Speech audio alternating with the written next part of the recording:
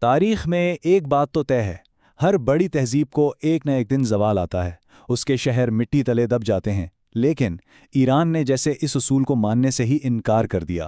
یہ کہانی ہے اس تہذیب کی جس نے 2500 سال سے زیادہ عرصے تک ہر طوفان کا سامنا کیا اور ہر بار زندہ بچ گئی۔ تو سوال یہ اٹھتا ہے کہ آخر یہ ہوا کیسے؟ ذرا سوچئے، پچھلے 2500 سالوں میں یونانیوں نے اس پر حملہ کیا، عربوں نے اسے فتح کیا، ترک آئے، اور پھر منگولوں نے تو تباہی کی انتہا کر دی۔ ان حملوں میں سے کوئی ایک بھی کسی تہذیب کو صفحہ ہستی سے مٹانے کے لیے کافی تھا، لیکن ایران کے ساتھ ایسا نہیں ہوا۔ کیوں؟ اور یہی ہے اس پورے تجزیے کا مرکزی خیال۔ ایران کے بچ جانے کا راز اس کی تلواروں میں نہیں بلکہ اس کی اس حیرت انگیز صلاحیت میں تھا کہ وہ جنہوں نے اسے فتح کیا انہیں ہی ثقافتی طور پر اپنے رنگ میں رنگ لیتا تھا۔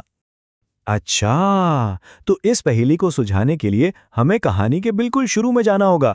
چلیں دیکھتے ہیں کہ یہ سب کیسے شروع ہوا۔ دیکھیے، ایران کا جغرافیہ ہی اس کی طاقت بھی تھا اور کمزوری بھی۔ ایک طرف زاگروس اور البرز کے پہاڑی سلسلوں نے اسے ایک قدرتی قلعے کی طرح تحفظ دیا، تو دوسری طرف یہ قدیم دنیا کی تہذیبوں کا ایک اہم چوراہا بھی تھا جہاں سے ہر کوئی گزرنا چاہتا تھا۔ اور اسی سرزمین پر جنم لیا ہخامنشی سلطنت نے، جس نے پارس یا پرشیا کے اس تصور کو جنم دیا جو آنے والی صدیوں میں اتنا لچکدار اور مضبوط ثابت ہوا۔ سائرس اعظم نے جو کیا وہ اس وقت کے حساب سے ناقابل یقین تھا۔ اس نے اتنی تیزی سے مادوں کو ہرایا، لیڈیا کی دولت پر قبضہ کیا اور بابل جیسے عظیم شہر کو فتح کیا کہ دنیا دیکھتی رہ گئی۔ اس نے تاریخ کی پہلی حقیقی سپر پاور کی بنیاد رکھی۔ لیکن سائرس کی اصل طاقت اس کی فوج نہیں تھی بلکہ اس کی سوچ تھی۔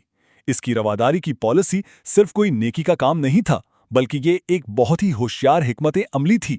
جب آپ مفتوحہ قوموں کو ان کے مذہب اور ثقافت کی آزادی دیتے ہیں تو وہ آپ کے خلاف بغاوت نہیں کرتی، وہ آپ کو اپنا حکمران تسلیم کر لیتے ہیں۔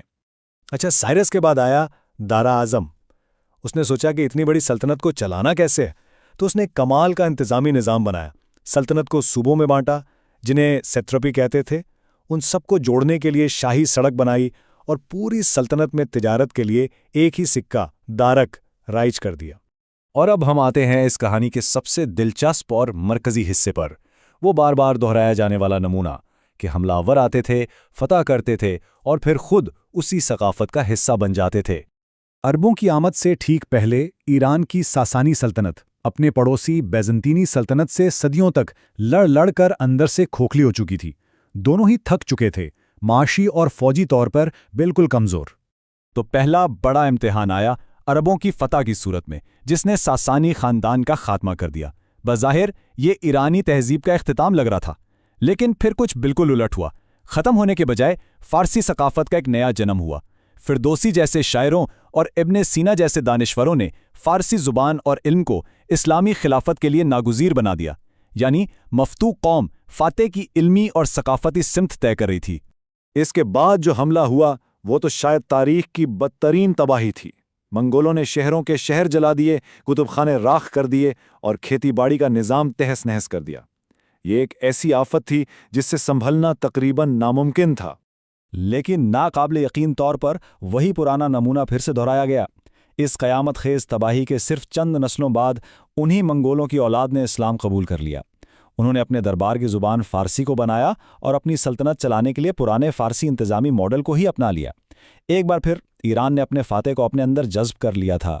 وقت گزرتا گیا اور خود کو حالات کے مطابق ڈھالنے کا یہ عمل ہمیں ایران کی تاریخ کے اگلے اہم باب صفوی دور کی طرف لے جاتا ہے۔ یہاں ایک بالکل نئی اور بہت مضبوط ایرانی شناخت نے جنم لیا۔ یہ تاریخ کا ایک بہت بڑا موڑ تھا۔ شاہ اسماعیل نے اثنا عشری شیعہ اسلام کو ریاست کا سرکاری مذہب قرار دے دیا۔ یہ ایک انقلابی قدم تھا کیونکہ اس وقت ایران کی زیادہ تر آبادی سنی تھی۔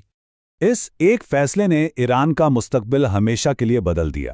اس نے ایران کو اس کے سنی پڑوسیوں، خاص طور پر طاقتور سلطنت عثمانیہ سے بالکل الگ ایک شناخت دے دی۔ اس نے سیاست میں علماء کو ایک بہت اہم اور طاقتور کردار دے دیا جس کے اثرات آج تک نظر آتے ہیں۔ اور تاریخ کا یہ سفر ہمیں 20ویں صدی کے ہنگاموں تک لے آتا ہے، لیکن اس بار طوفان باہر سے نہیں بلکہ اندر سے اٹھا۔ پہلوی خاندان کی تیز رفتار جدیدیت، پھر شاہ کی طاقت کی بحالی اور آخر میں ایرانی انقلاب 1989 جس نے 2500 سالہ بادشاہت کا خاتمہ کر کے ایک نیا اور متنازع باب شروع کیا۔ تو اب ہم واپس آتے ہیں اپنے اسی بنیادی سوال پر جو ہم نے شروع میں اٹھایا تھا، اس بقا کا راز آخر ہے کیا؟ جواب نہ تو ناقابل تسخیر فوجیں تھیں اور نہ ہی مضبوط دیواریں۔ اصل راز اس کی ثقافت کی گہرائی اور کشش میں تھا۔ یہ وہ صلاحیت تھی کہ جو بھی اس پر غلبہ پانے آیا یہ اسی کو بدل کر رکھ دیتی تھی، اسی کو اپنے سانچے میں ڈھال لیتی تھی۔